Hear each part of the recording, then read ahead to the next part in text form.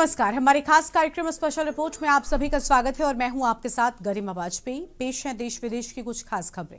सबसे पहले बात महाराष्ट्र में अमरनाथ नगर परिषद की सत्ता के लिए धुर विरोधी बीजेपी कांग्रेस के गठबंधन की और साथ ही प्रयागराज माघ मेले में फ्लोटिंग रेस्टोरेंट के शुभारंभ पर हमारी खास रिपोर्ट भी दिखाएंगे। और चलते चलते बात हरिद्वार कुंभ मेला क्षेत्र को गैर हिंदू प्रतिबंधित क्षेत्र घोषित किए जाने की उठ रही मांग की करेंगे। तो चलिए अब खबरों में चलते हैं विस्तार से।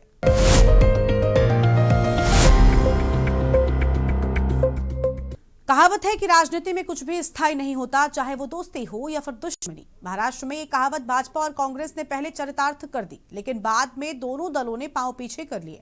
दरअसल अमरनाथ नगर परिषद में बीजेपी कांग्रेस का अप्रत्याशित गठबंधन दोनों दलों के लिए राजनीतिक असहजता बन गया था। शिंदे गुट को रोकने की रणनीति में बना यह समीकरण विवादों में घिरते ही बिखर गया। ये रिपोर्ट देखिए।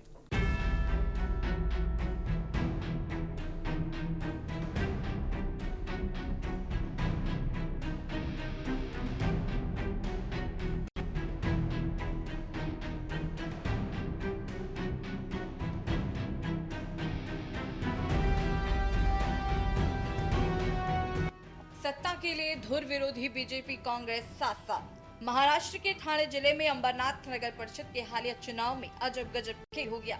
यहाँ अत्यंत दुर्लभ और चौंकाने वाला राजनीतिक घटनाक्रम सामने आया। दरअसल राष्ट्रीय स्तर पर धुर विरोधी भाजपा और कांग्रेस ने एक साथ आकर सत्ता का समीकरण बनाया। क्या इस बात की कल्पना की जा सकती है कि देश के सियासत के दो ध्रुव भारतीय जनता पार्टी और कांग्रेस साथ आ जाए और मिलकर सरकार बना ले? शायद आपका जवाब यही होगा कि ये महज एक कोरी कल्पना है, जिसका हकीकत से कोई नाता नहीं, कोई संभावना नहीं। लेकिन अगर हम कहें कि ऐसा हुआ है तो आप चौंक जरूर जाएंगे। ये हुआ है नगर परिषद की सत्ता के लिए धुर विरोधी बीजेपी और कांग्रेस साथ आ गए। ऐसा हुआ है महाराष्ट्र के अंबरनाथ नगर परिषद में। देश भर में कांग्रेस मुक्त भारत का नारा देने वाली बीजेपी ने अंबरनाथ में सीधे कांग्रेस के साथ हाथ मिलाकर सत्ता का रास्ता चुना है। बीजेपी और कांग्रेस के इस अप्रत्याशित गठबंधन के पीछे एकनाथ शिंदे की अगुवाई वाली शिवसेना को सत्ता से दूर रखने की मंशा को वजह बताया जा रहा है। बीजेपी ने कांग्रेस के साथ हाथ मिला लिया और अब वह इस गठबंधन के दम पर अंबरनाथ नगर परिषद में स्पष्ट बहुमत की ओर बढ़ती नजर आ रही है।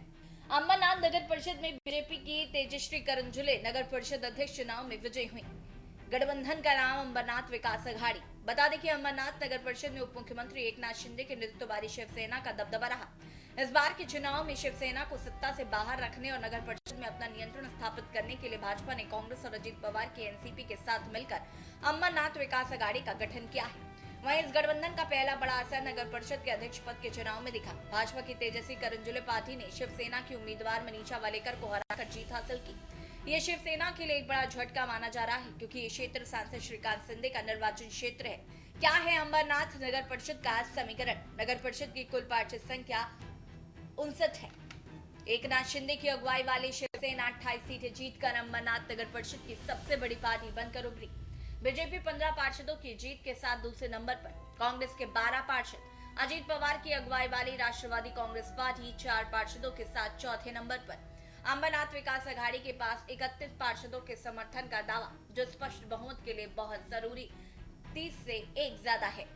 शिंदे की पार्टी ने बताया अभद्र गठबंधन। अमरनाथ में कांग्रेस के साथ बीजेपी के गठबंधन को लेकर शिवसेना के नेताओं में नाराजगी है। एकनाथ शिंदे की अगुवाई वाली पार्टी ने इसे अभद्र गठबंधन बताते हुए सूबे की सत्ता में अपनी सहयोगी बीजेपी पर तीखा हमला बोला। शिवसेना की ओर से बीजेपी कांग्रेस गठबंधन को शिवसेना के साथ विश्वासघात बताया जा रहा है। कहा जा रहा है कि कांग्रेस मुक्त भारत की बात करने वाली बीजेपी का अंबरनाथ की सत्ता के लिए कांग्रेस के साथ गठबंधन करना शिवसेना शिंदे की पीठ में छुरा घोंपने जैसा है। वहीं बीजेपी ने शिवसेना शिंदे गुट के आरोप सिरे से खारिज कर दिए हैं। भारतीय जनता पार्टी ने मीरा भाईंदर में एमआईएम के साथ अलायंस किया और भारतीय जनता पार्टी ने अंबरनाथ में कांग्रेस के साथ अलायंस किया। अंबरनाथ में मोदी जी का नारा क्या है? कांग्रेस मुक्त भारत करूंगा। और महाराष्ट्र में बीजेपी वाले कांग्रेस के साथ अलायंस कर रहे। तो मैंने कहा ना, ये दो मुंह वाले डबल स्टैंडर्ड लोग हैं, उनके ऊपर विश्वास मत रखो। अब उनके पार्टी में अजित पवार है। अजित पवार वीर सावरकर के विचारों को नहीं मानते, खुलेआम बोले, फिर भी उनके सरकार में है। लेकिन सावरकर के बारे में ज्ञान किसको देंगे? तो शिवसेना को देंगे और किसी और को देंगे। लेकिन वीर सावरकर को नहीं मानने वाले अजित पवार आपके साथ सरकार में बैठे हैं, निकाल दो उनको सरकार से। अगर सावरकर के ऊपर इतना ही प्यार आपका है, हाँ, तो उनको सरकार से निकाल दीजिए। बीजेपी नेताओं ने कहा कि अगर पिछले 25 वर्षों से भ्रष्टाचार करने वाला शिंदे गुट के साथ अमरनाथ की सत्ता में बैठते तो वो असली अभद्र गठबंधन होता। उन्होंने ये भी दावा किया है कि अमरनाथ नगर परिषद में महायुति के लिए शिंदे गुट से कई बार बातचीत करने की कोशिश की गई, लेकिन उनके नेताओं की ओर से कोई सकारात्मक प्रतिक्रिया नहीं मिली। वहीं आपको बता दें कि असदुद्दीन ओवैसी की पार्टी AIMIM पर अक्सर बीजेपी की बी टीम होने के आरोप लगाए जाते हैं, लेकिन महाराष्ट्र में कुछ ऐसा ही हुआ कि ओवैसी की पार्टी A टीम के रूप में उभर कर सामने आई। दरअसल अकोला के अकोच में बीजेपी ने बहुमत का आंकड़ा हासिल करने के लिए AIMIM के साथ गठबंधन कर लिया। यहाँ बीजेपी की माया धोले ने मेयर का पद तो जीत लिया, लेकिन 35 सदस्यीय सदन में पार्टी की स्पष्ट बहुमत नहीं मिला। बहुमत का आंकड़ा जुटाने के लिए बीजेपी ने 5 पार्षदों वाली AIMIM के साथ दोनों शिवसेना, 2 राष्ट्रवादी कांग्रेस और प्रहार जनशक्ति पार्टी को मिलाकर अकोट विकास मंच का गठन किया। इस नए गठबंधन को अकोला जिला मजिस्ट्रेट के पास रजिस्टर कराया गया, जिसके ग्रुप लीडर बीजेपी के रवि ठाकुर होंगे। 13 जनवरी को होने वाले डिप्टी मेयर और स्पीकर सदस्यों के चुनाव में ये गठबंधन एकजुट होकर मतदान करेगा। इस कदम से बीजेपी ने अपने पारंपरिक हिंदुत्व एजेंडे से इतर सत्ता के लिए विरोधी विचारधारा वाले दलों को एक साथ लाने का काम किया है। एक और बीजेपी कांग्रेस गठबंधन से अम्बरनाथ नगर परिषद की सत्ता समीकरण साफ होता दिख रहा है, तो दूसरी ओर इस गठबंधन ने महायुति के भीतर तनाव बढ़ा दिया है। अमरनाथ में यह गठबंधन अभद्र है या फिर राजनीतिक मजबूरी, इस पर आरोप प्रत्यारोप पर तेज होता जा रहा है। बता दें कि कांग्रेस के लिए यह गठबंधन शिवसेना को कमजोर करने और नगर निकाय में अपनी भागीदारी सुनिश्चित करने का एक जरिया बना है। यह गठबंधन इसलिए भी चर्चा में है क्योंकि महाराष्ट्र में भाजपा और एकनाथ शिंदे की शिवसेना महायुति के रूप में साथ मिलकर सरकार चला रहे हैं, लेकिन स्थानीय स्तर पर अम्बरनाथ में दोनों आमने सामने हैं। ये राज्य की राजनीति में बदलती दूरियों और स्थानीय निकायों में समीकरण आधारित राजनीति का एक बड़ा उदाहरण माना जा रहा है। प्रयागराज माघ मेले में फ्लोटिंग रेस्टोरेंट अब नए क्लेवर में लोगों को दोहरा आनंद देने के लिए तैयार हैं। यहां पर अब लोगों को लजीज व्यंजन के साथ ही वाटर स्पोर्ट्स का भी मजा मिलेगा, जिसकी शुरुआत हो चुकी है। अब लोग दुनिया के किसी भी कोने से रेस्टोरेंट की सुविधाओं को ऑनलाइन बुक कर सकते हैं। ये रिपोर्ट देखिए। फ्लोटिंग रेस्टोरेंट की मुख्य विशेषताएं, इसमें एक साथ लगभग 40 से 45 लोगों के बैठने की व्यवस्था है। ये पूरी तरह से वातानुकूलित है। इसमें चारों तरफ कांच के पैनल लगे हैं ताकि भोजन करते समय पर्यटक यमुना की लहरों का विहंगम नजारा देख सके। नए विस्तार के तहत रेस्टोरेंट की छत पर भी लगभग 10 लोगों के बैठने की खुली जगह बनाई गई है, जहां बड़े अम्ब्रेला के नीचे बैठकर खुली हवा का आनंद लिया जा सकता है। रेस्टोरेंट के साथ साथ अब पर्यटकों के लिए वाटर स्पोर्ट्स की भी शुरुआत की गई है। Jet skiing, speed boat, banana boat और 25-25 सीटों वाली 2 बड़ी बोट्स की व्यवस्था है। शाम के समय यमुना की लहरों पर लेजर शो का आनंद भी लिया जा सकेगा। ये सुबह 10 बजे से रात 9 बजे तक खुला रहेगा। यहाँ भारतीय व्यंजनों के साथ साथ मॉकटेल्स, स्नैक्स और लजीज शाकाहारी भोजन उपलब्ध है। प्रयागराज स्मार्ट सिटी व नगर निगम प्रयागराज के द्वारा विकसित इस फ्लोटिंग रेस्टोरेंट को नए क्लेवर में तैयार किया गया है, जहां श्रद्धालु और पर्यटक यमुना नदी की लहरों के बीच लजीज व्यंजनों के साथ नौका विहार और रोमांचक वाटर स्पोर्ट्स का दोहरा आनंद ले सकेंगे। ये सुविधा विशेष रूप से माघ मेला में आने वाले देश विदेश के श्रद्धालुओं और पर्यटकों के लिए एक प्रमुख आकर्षण होगी। दरअसल प्रयागराज में पर्यटन को बढ़ावा देने के लिए स्मार्ट सिटी प्रोजेक्ट नगर निगम के सहयोग से यमुना नदी पर उत्तर प्रदेश के पहले फ्लोटिंग रेस्टोरेंट का विस्तार किया गया है। उद्देश्य माघ मेले और महाकुंभ के दौरान आने वाले पर्यटकों को एक अनोखा अनुभव प्रदान करना है। नगर आयुक्त ने बताया कि माघ मेले के दौरान श्रद्धालुओं को सुरक्षित, सुव्यवस्थित और आधुनिक मनोरंजन सुविधाएं उपलब्ध कराना स्मार्ट सिटी नगर निगम प्रयागराज की प्राथमिकता है। फ्लोटिंग रेस्टोरेंट में चरणबद्ध रूप से jet skiing, speed boat, pontoon boat और बनाना बोट राइड जैसी गतिविधियां संचालित की जा रही हैं।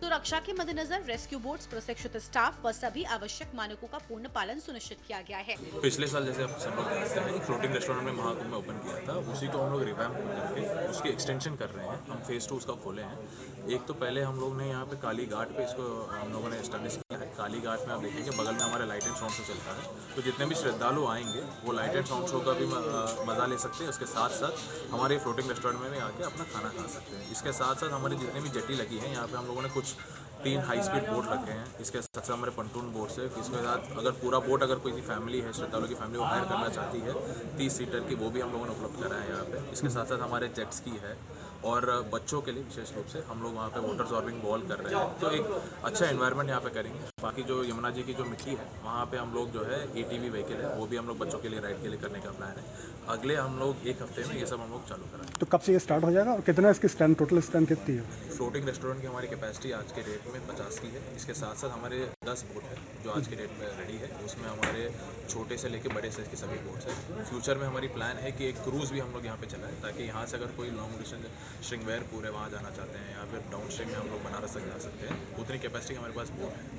वो भी हम लोग को प्लान है रिवर क्रूज चलाने का। ठीक, फ्लोट करके कितना एरिया कवर करेंगे आप? आपके गोताखोर वगैरह यहाँ हमारे जितने भी यहाँ पे वाटर स्पोर्ट्स और ये सब कर रहे हैं वो सब सर्टिफाइड लोगों को हम लोगों ने रखा है। बाकी हम लोगों ने अहमदाबाद की कंपनी है उनको हम लोगों ने रोक दिया है। स्मार्ट सिटी के थ्रू ये हो रहा है। हमारी पूरी कोशिश है कि सभी सेफ्टी स्टैंडर्ड्स को और हाई स्टैंडर्ड्स को हम लोग मेंटेन करें और अच्छा प्रयागराज बने।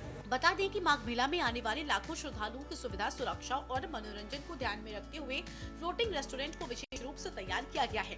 भीड़ प्रबंधन, सुरक्षा व्यवस्था और ऑनलाइन बुकिंग जैसी सुविधाओं पर विशेष ध्यान दिया गया है, जिससे श्रद्धालुओं को किसी भी प्रकार की असुविधा न हो, वो सुरक्षित वातावरण में यमुना नदी का आनंद ले सके। बता दें कि पहले इसे उत्तर प्रदेश पर्यटन विभाग द्वारा चलाया जा रहा था, लेकिन अब इसका जिम्मा नगर निगम द्वारा निजी संस्था अहमदाबाद की कंपनी को दिया गया है, जो इसके संचालन के लिए नगर निगम को सालाना करीब 31 लाख देगी। फ्लोटिंग रेस्टोरेंट की ऑनलाइन बुकिंग 1 जनवरी 2026 से बुक माई ट्रिप और बुक माई शो जैसे प्लेटफॉर्म के माध्यम से शुरू की जा रही है, जिससे देश विदेश से आने वाले पर्यटक घर बैठे ही अपनी बुकिंग करा सकेंगे। नगर निगम प्रयागराज की ये पहल न केवल माघ मेला को और अधिक आकर्षक बनाएगी, बल्कि प्रयागराज को जल पर्यटन के राष्ट्रीय मानचित्र पर एक नई पहचान दिलाएगी। आस्था, स्वच्छता, सुरक्षा और मनोरंजन, इन सभी को एक साथ जोड़ते हुए श्रद्धालुओं को यादगार अनुभव प्रदान करना इस योजना का मुख्य उद्देश्य है। स्पेशल डेस्क के न्यूज इंडिया। इस समय हम मौजूद हैं कुंभ नगरी प्रयागराज की संगम रेती पर, जहां पर एक बार फिर से महासमागम का शुभारंभ हो चुका है। 3 जनवरी के पौष पूर्णिमा के स्नान के साथ यहाँ लगभग करीब 30 से 32 लाख श्रद्धालुओं ने आस्था की डुबकी लगाई और अब जो है 14 तारीख को यहाँ पे मकर संक्रांति, उसके बाद मौनी अमावस्या पर करीब 3.5 करोड़ से ज़्यादा श्रद्धालु आस्था की डुबकी लगाने वाले हैं। और केवल प्रयागराज से नहीं बल्कि देश विदेश से यहाँ पे श्रद्धालु और साधु संतों का समागम होने जा रहा है। एक बार फिर से कुंभ नगरी प्रयागराज में जैसे पिछले साल महाकुंभ के दौरान यहाँ पे महासंगम देखने को मिला था, ठीक उसी तरीके से इस बार भी महासमागम यहाँ पे होते हुए दिखाई पड़ेगा, जिसका शुभारंभ पौष पूर्णिमा के स्नान के साथ हो चुका है। इसी कड़ी में संगम की रेती पे आज एक अद्भुत चीज़ देखने को यहाँ पर मिलने जा रही है, जो पहली बार शायद यहाँ पे ऐसा हो रहा है कि फ्लोटिंग रेस्टोरेंट यहाँ पे बनाया गया है। अभी तक रेस्टोरेंट बहुत सारे सुने होंगे, लेकिन ये नदी के ऊपर ये गंगा जमुना सरस्वती का जो संगम है, वहाँ पे ये फ्लोटिंग रेस्टोरेंट यहाँ पे आपको दिखाई पड़ेगा। आप देख सकते हैं ये है वो फ्लोटिंग रेस्टोरेंट, आप इसको दिखाइए। जो यहाँ से ये फ्लोटिंग रेस्टोरेंट है जिसमें सभी तरह की सुविधाएं उपलब्ध हैं और ये एक अपने आप में प्रयागराज के अंदर एक अद्भुत, कह सकते हैं कि जो भी आपके यहाँ पे श्रद्धालु और जो यहाँ पे यात्री आने वाले हैं उनके लिए ये उनको अपनी तरफ पूरी तरह से आकर्षित करेगा और इसका अलग ही एक लुत्फ होगा, जिसका पूरा मज़ा जो है यहाँ के, चाहे वो प्रयागराज वासी हो और चाहे फिर वो देश विदेश से आने वाले श्रद्धालु या साधु संत हों, वो सब इस अद्भुत रेस्टोरेंट का, जो पानी पे तैरता हुआ रेस्टोरेंट है, उस पर व्यंजनों का एंजॉय कर सकेंगे और इसके साथ साथ ही यहाँ ये एक अद्भुत छटा बिगड़ता नज़र आएगा। इसी के साथ मैं आपको बता दूं कि कुंभ नगरी प्रयागराज में अद्भुत प्रयोग है, जिसको आज यहाँ की कमिश्नर महोदया सौम्या अग्रवाल जी इसका इनॉग्रेशन करने वाली हैं। मैं मधुर दरबारी, के न्यूज़ इंडिया, प्रयागराज। वक्त तो चला है एक छोटे से ब्रेक का।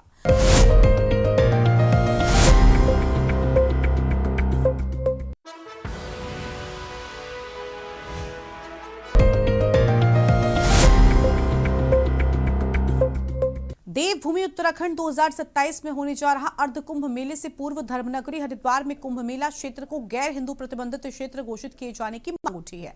हिंदुवादी नेता और श्री गंगा सभा के साथ ही अन्य कई तीर्थ पुरोहितों ने ये मांग उठाई। हालांकि कुंभ क्षेत्र को गैर हिंदुओं के लिए वर्जित किए जाने की तीर्थ पुरोहितों की मांग पर सांसद त्रिवेंद्र सिंह रावत ने सवाल खड़े किए हैं। वहीं विपक्ष दल धर्म के नाम पर राजनीति करने का आरोप लगा है। ये रिपोर्ट देखिए। हिंदूवादी नेता और तीर्थ पुरोहितों ने कुंभ क्षेत्र में गैर हिंदुओं के आने पर प्रतिबंध लगाने की मांग उठाई, जिसको लेकर कुंभ आने से पहले एक बड़ा विवाद खड़ा होता नजर आ रहा है। हरिद्वार लोकसभा सीट से सांसद त्रिवेंद्र सिंह रावत ने इसे जल्दबाजी में किए जाने वाला फैसला बताया। त्रिवेंद्र सिंह रावत का कहना है कि कुंभ क्षेत्र कहां तक है, पहले इस बात का डिसीजन हो जाना चाहिए। उन्होंने कहा कि कुंभ क्षेत्र की बात तो इस पर भी अभी कुछ कहा जाना जल्दबाजी होगी, क्योंकि कुंभ क्षेत्र रुड़की, मंगलौर, बहादुराबाद, श्यामपुर तक है। फिर ऐसे में गैर हिंदुओं के लिए क्या व्यवस्थाएं होंगी, क्या उनको विस्थापित किया जाएगा या नहीं। उन्होंने इस फैसले को फिलहाल जल्दबाजी बताया। उन्होंने कहा कि इस पर अभी चिंतन मंथन और अध्ययन करने की जरूरत है। वहीं संतों ने तीर्थ पुरोहितों की मांग का स्वागत करते हुए कहा कि प्राचीन काल से ही इस तरह की व्यवस्था है और अगर इस पर सरकार कोई फैसला लेती है तो वह स्वागत योग्य होगा। तीर्थ पुरोहित और गंगा सभा की कुंभ मेला क्षेत्र को गैर हिंदुओं के लिए वर्जित किए जाने की मांग पर संतों में मिली जुली प्रतिक्रिया सामने आ रही है। कुछ संत इस मांग का समर्थन करते हुए नजर आते हैं तो कुछ संतों ने इसे मेला क्षेत्र को देखते हुए अव्यवहारिक बताया। संतों ने इस मांग को जायज ठहराते हुए कहा कि जब वेटिकन सिटी में कोई भी गैर ईसाई नहीं रह सकता तो फिर हरिद्वार देश की आध्यात्मिक राजधानी है, तो यहाँ भी इस तरह का प्रावधान किया जाना चाहिए। महामंडलेश्वर ज्योतिर्मय नंद ने कहा कि हमारा सनातन वैभव कुटुंबकम की भावना रखता है, लेकिन जब हमारे धर्म को साजिश के तहत अपवित्र किया जाता है तो इस तरह की मांग जायज दिखती है।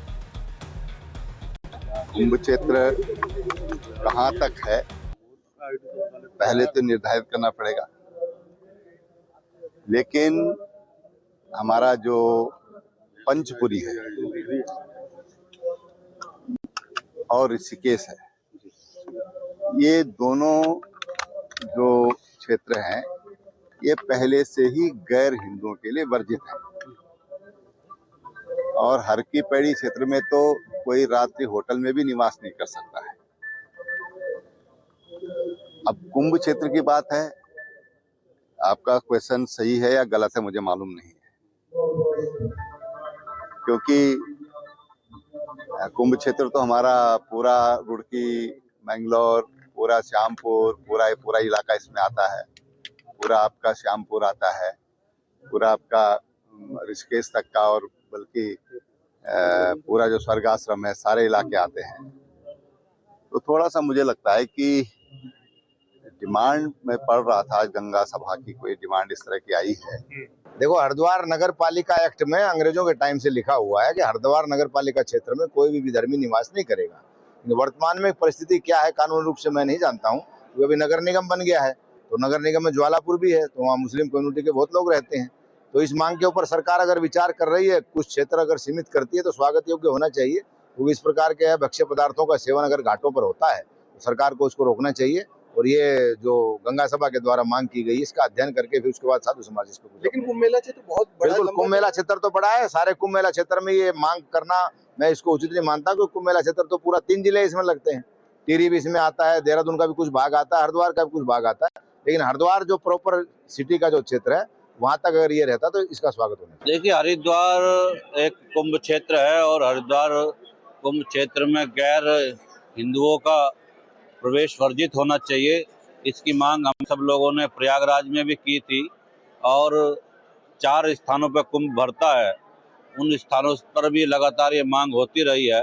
हरिद्वार में भी शासन प्रशासन को जो कुंभ क्षेत्र है, उस कुंभ क्षेत्र में गैर हिंदुओं का प्रवेश वर्जित होना चाहिए। किसी प्रकार का कोई ठेकेदारी या कोई अन्य कुंभ के काम उनको नहीं मिलने चाहिए, क्योंकि वो एक प्रकार से विरोध करते हैं सनातन धर्म का, लेकिन जब व्यवसाय की बात आती है तो व्यवसाय छीनने का काम करते हैं। लेकिन जिस तरह से देखिए, वेटिकन सिटी ईसाइयों का एक तीर्थ है।